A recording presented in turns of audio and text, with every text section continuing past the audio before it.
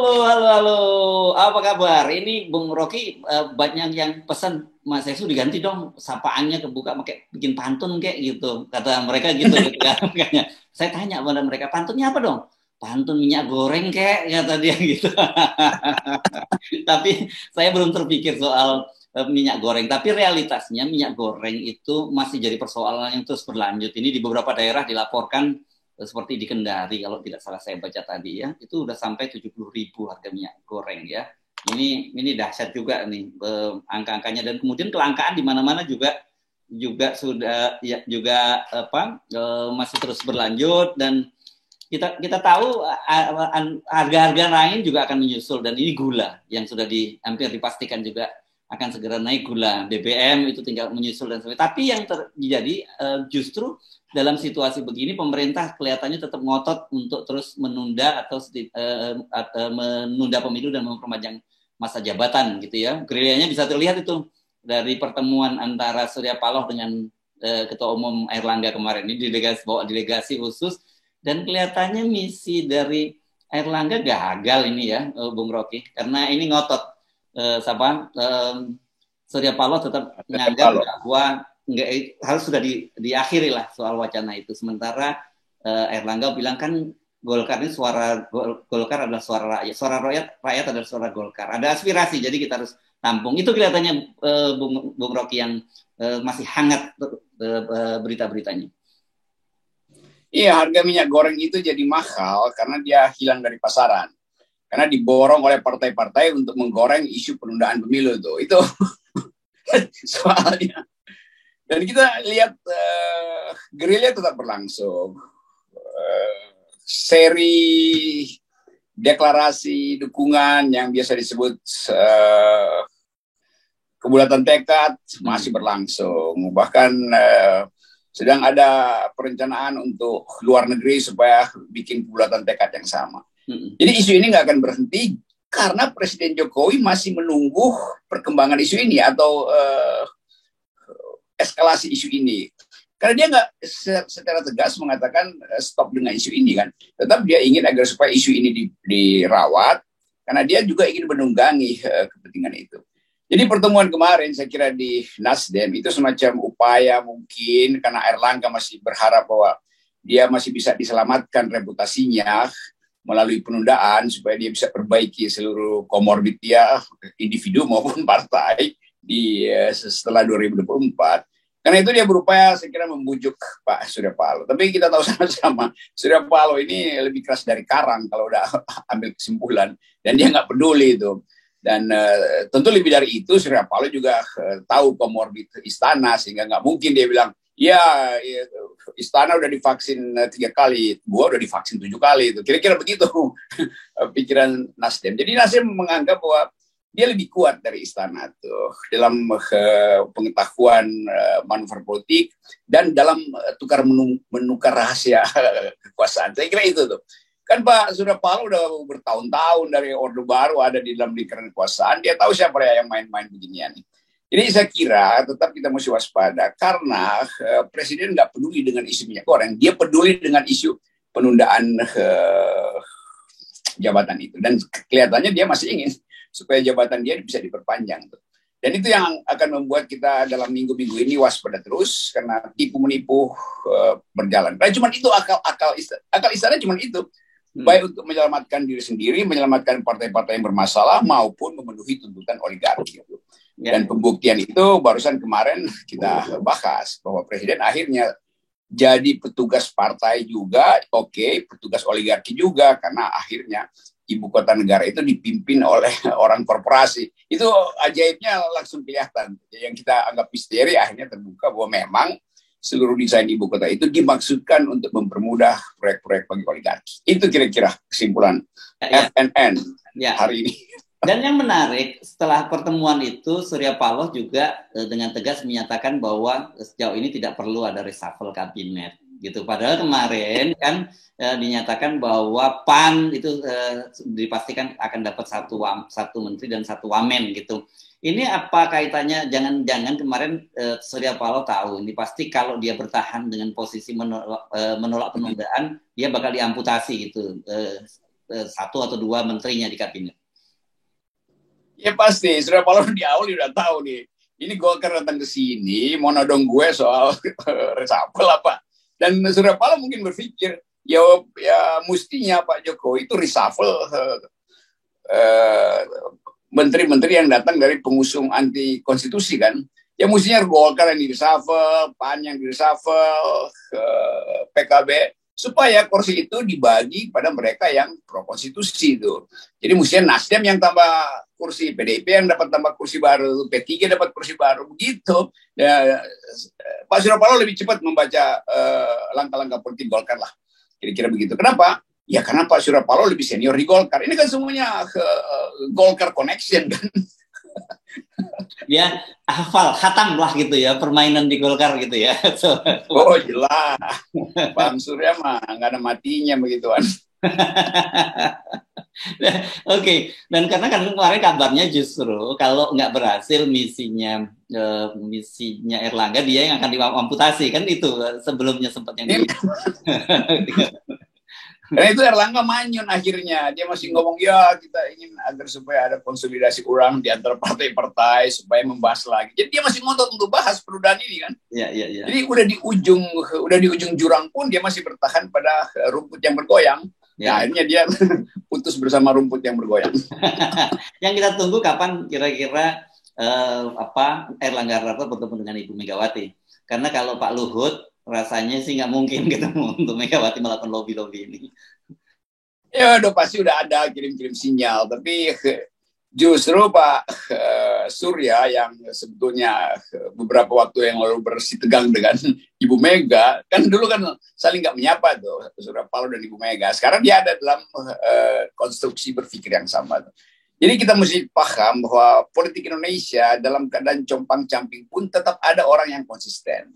Ada masalah banyak pada partai Nasdem, ya segala macam isu, karena Nasdem juga pernah banyak punya menteri yang dengan sendirinya pasti punya kepentingan dengan oligarki, demikian juga PDIP. Tapi dalam soal ini saya harus tegakkan berbagai macam jempol untuk mendukung koalisi Nasdem dan Ibu Mega tuh. Dan kalau bisa saya calonkan aja presiden berikutnya, kalau dipercepat ya Surya Paloh dan Ibu Mega berpasangan Capres dan Wapres. Kita mau terangkan itu supaya kita anggap bahwa masih ada orang yang ingin menegakkan konstitusi itu. Nasdem jelas dan Ibu Mega.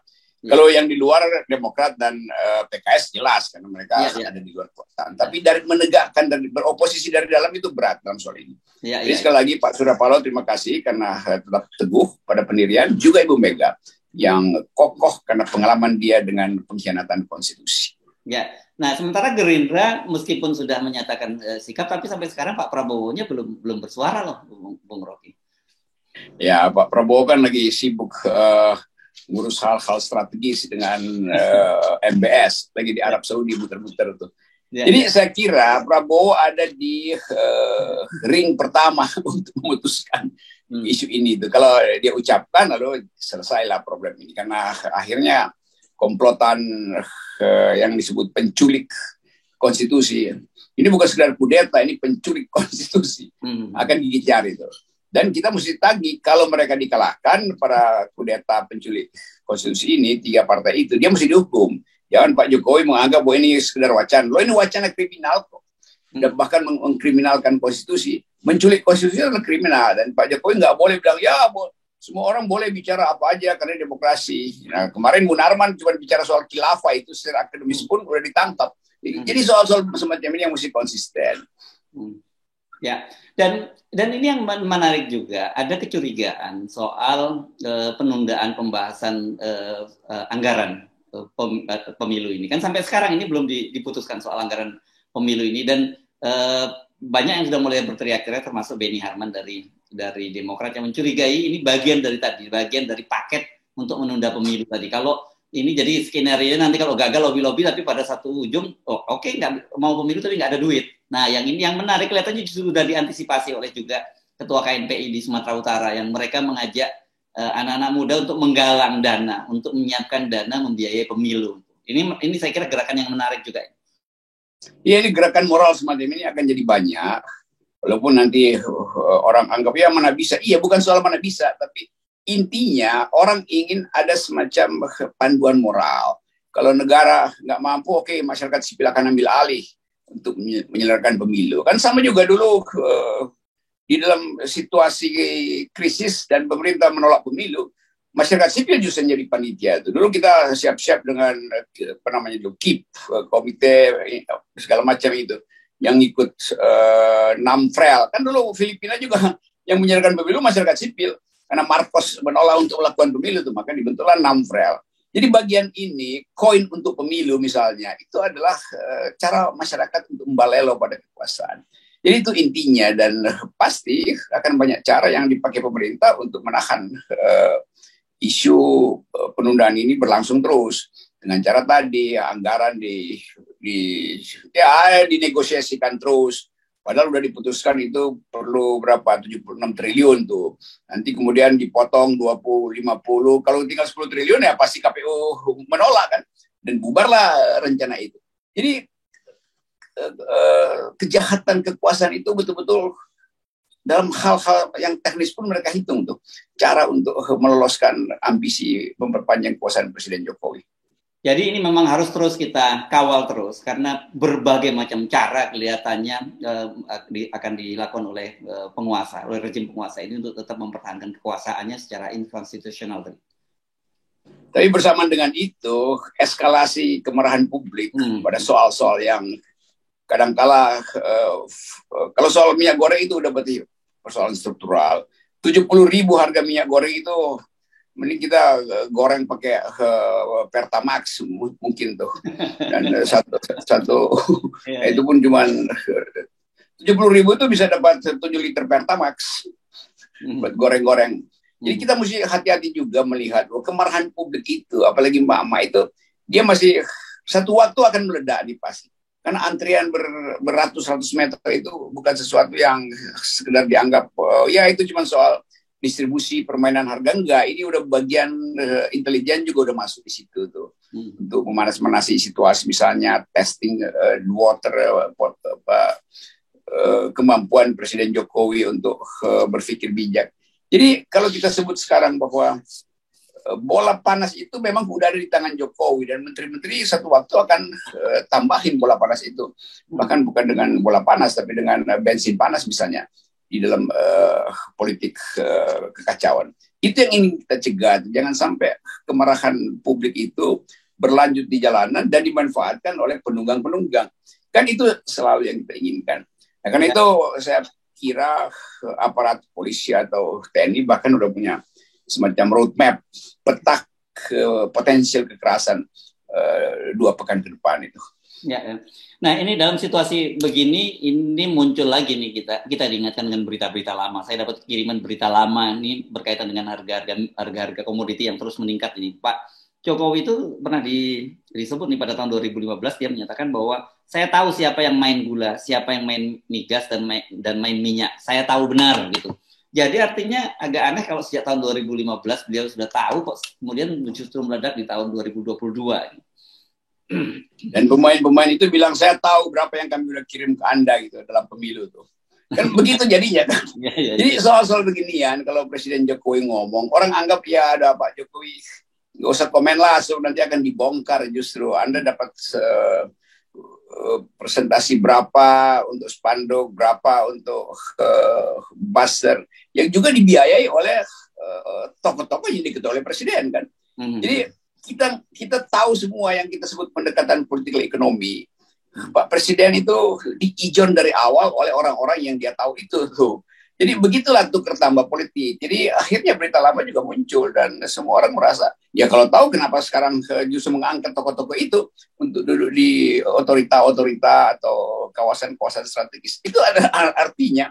Dia tahu itu, tetapi orang yang dia ketahui tahu lebih banyak tentang dia. Akan begitu jadinya kan. Jadi karena itu tadi di awal kita sebut bahwa Pak Presiden itu bukan sekedar petugas partai, dan memang betul istilah Ibu Mega waktu itu, dia petugas partai karena adalah kader yang ditugaskan untuk memimpin negara. Tapi sekarang dia adalah juga petugas dari oligarki itu. Nah saya kira itu yang dibaca juga oleh oleh Ibu Mega, oleh Pak Surya Paloh. Sehingga untuk memeras Ibu Mega dan Pak Surya Paloh supaya ikuti keinginan istana itu nggak mungkin, karena mereka lebih paham apa sebetulnya kong-kali-kong yang terjadi di istana. Ya. Maksud saya mereka, artinya Pak Surya Paloh dan Ibu Mega tahu betul apa yang disebut kong-kali-kong yang menyebabkan harga minyak goreng tak terkendali, yang menyebabkan kartel gula akan kembali berkibar. Macam-macam kartel itu ada di sekitar Menteri Perdagangan, ada di sekitar Menteri Perindustrian, dan semuanya adalah all the president man. Ya. Oke, Bung Rocky, di luar itu ini sangat ramai di media-media dan terutama di media sosial ini berkaitan dengan ada seorang dokter ya di Sukoharjo di Jawa Tengah gitu yang dia aktivis kemanusiaan Hilal Amar kemudian ditembak mati oleh Densus gitu karena dicurigai sebagai bagian dari teroris ini jamaah Islamiyah, dan orang kemudian mempertanyakan apakah oke, kalau toh ini kan baru dugaan dan kemudian kenapa mesti sampai ditembak mati ini, apalagi ini seorang dokter yang saya kira buat bangsa ini dokter itu aset yang susah loh kita menciptakan, bukan menciptakan ya, menghasilkan seorang dokter itu. Ya selalu ada hal yang tiba-tiba dimunculkan dalam keadaan kerumitan isu itu, dan soal teroris ini berkali-kali kita mau terangkan bahwa istilah teroris itulah istilah yang ampuh memang untuk membuat bingung publik atau mengacaukan opini publik. Tapi lagi-lagi istilah teroris itu istilah dunia, kesepakatan dunia tuh pada satu era. Dan sekarang era itu udah selesai. Jadi kalau masih ada orang yang dianggap teroris, itu artinya mungkin ada anggaran yang harus dihabiskan. Dan itu akan dihitung anggaran sekian, terorisnya berapa. Jadi saya menyesalkan karena kita mau ada deradikalisasi, bahwa tetap ada orang yang berpikir memanfaatkan situasi untuk kekerasan. Tapi kalau kemampuan intelijen itu hanya diandalkan pada laporan dan laporan itu kemudian menghasilkan jenazah, itu artinya potensi untuk menghidupkan kembali kekejaman dan dendam itu akan muncul lagi tuh, justru dalam keadaan yang ranting-ranting lagi terbakar. Tapi orang tahu selalu mesti ada pengalian isu. Jadi kira-kira publik mulai merasa bahwa nanti akan ada lagi 2-3 teroris yang akan ditembak atau ditangkap demi pengalian isu. Jadi kita mesti betul-betul hati-hati isu-isu ini. Jadi tentu petugas di lapangan nggak ngerti ya apa yang didesain di pusat kan.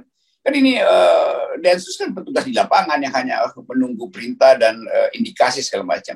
Tapi saya menganggap ada satu desain untuk balancing issue itu antara kesulitan ekonomi, ambisi untuk menunda pemilu, dan karena itu mesti diimbangi dengan isu yang biasa disebut isu yang langsung meledakkan perhatian publik. Karena apalagi seorang dokter, maka lalu jadi kontroversi. Ini masa dokter jadi teroris? Bukankah dokter itu diperintahkan oleh sumpah Hippocrates bahwa dia mesti menolong orang tuh. Jadi ini akan jadi perdebatan jauh tuh, sehingga orang anggap ini pasti atau salah tembak atau memang disengaja, atau ya bagian-bagian kekacauan ini akan masuk lagi ke dalam wacana publik. Demikian juga kemarin 2 hari lalu ada yang mungkin nggak ada di media massa itu, tapi bocor dari luar negeri, protes dari penduduk Papua tentang isu pemekaran, isu pemekaran provinsi Kalimantan. Itu kan pertanda bahwa dari Aceh sampai Papua itu ada ketegangan sosial. Nah itu yang nggak mau dilihat oleh presiden, walaupun presiden tahu dia cuma mau fokus pada penundaan pemilu dan pada pindahan ibu kota tuh. Jadi seolah-olah ini presiden memang nggak punya konsep tentang negara tuh. Ada kekacauan macam-macam, tapi dia tetap kasih sinyal bahwa ibu kota harus pindah, dan saya mau resmikan itu di 2024. Kalau belum sempat 2024, 2027, karena itu masa jabatan diperpanjang. Jadi underlying conversation ini yang nggak bisa dibaca oleh publik. Tapi seolah-olah presiden anggap kita tegak pada konstitusi. Pada saat yang sama, dia mengizinkan pembicaraan itu berlangsung terus. Dan bahkan mulai menikmati mobilisasi dukungan itu melalui kebulatan tekad. Ya, itu kira-kira. Ya, dan situasi yang semakin harga-harga tidak terkendali, ini kan menunjukkan pemerintah sebenarnya tidak lagi under control ya, tidak mengontrol situasi, dan harusnya dalam situasi begini bukan kemudian jadi alasan untuk ditunda, justru harusnya lebih dipercepat gitu, karena ya memang sudah under capacity gitu. Ya itu pentingnya kita ucapkan secara terbalik. Dalam keadaan sekarang justru lebih baik Presiden Jokowi mempercepat pemilu, karena dengan itu dia nggak melanggar konstitusi, karena dia Kan Konstitusi bilang bahwa pergantian presiden bisa tidak tepat waktu kalau tadi kapasitas presiden sudah tidak mampu. Jadi jangan tunggu orang menganggap presiden nggak mampu. Dia sendiri bisa secara wise mengatakan, oke, lebih baik saya tunda, saya percepat pemilu karena saya beri kesempatan pemulihan ekonomi itu dipimpin oleh orang lain. Kan itu pertandanya kan. Dan sama seperti dulu Pak SBY di akhir periodenya kan masih di kalangan Partai Demokrat juga waktu di akhir periode SBY bahkan membujuk SBY untuk 3 periode tuh karena sukses justru tuh, dan memang sukses waktu itu. Dan SBY bilang memperpanjang kekuasaan saya itu artinya membunuh demokrasi, jadi jangan bicara itu. Jadi Pak Jokowi sebetulnya kutip aja kalimat Pak SBY itu kan. Tapi ya memang di belakang Jokowi ya partai-partai komorbid itu ingin supaya dia melekat terus dengan Jokowi. Dan bahayanya begitu terjadi percikan yang potensial jadi api, ini partai-partai komorbid ini yang kabur duluan, seolah-olah menjadi pahlawan, lo tinggalin Pak Jokowi sendirian. Itu yang mestinya yang kita ingatkan pada Pak Jokowi. Anda bisa dipuja-puji dan pada satu detik kemudian Anda akan dikhianati. Karena itulah watak dari partai-partai pendukung. Ya. Atau bukan pendukung, sebenarnya penjilat. Ya, oke. Terima kasih. Mudah-mudahan sekali-kali pesannya sampailah kepada Pak Jokowi. Pak Jokowi, please jangan hanya dengerin orang-orang seputar Anda yang seperti Anda sebut sendiri sebenarnya ingin menjerumuskan Anda. Kan gitu ya, Pak Jokowi dulu pernah menjerumuskan. Jadi apa bedanya kan ketika soal 3 periode itu menjerumuskan? Sekarang justru menurut ini kalau menggunakan logika PSI loh ya, Bung Rocky, bukan logika saya ya. Kalau 3 periode itu lebih konstitusional. Kalau yang penundaan pemilu tidak konstitusional. Kan gitu ya. Ya, logika PSI itu logika yang putus sebetulnya karena dia nggak paham dalil-dalil bernegara. Jadi kalau kita terangkan tadi dia makin bingung, lalu dia makin ngeyel. Udahlah, kita nggak bagian ya. Nah, kan dalam pepatah anak-anak itu jangan didengerin gitu. bahkan mesti dijawer kalau anak-anak bukan didengerin. Oke, makasih Bung Rocky dan jangan lupa tetap salam 0%.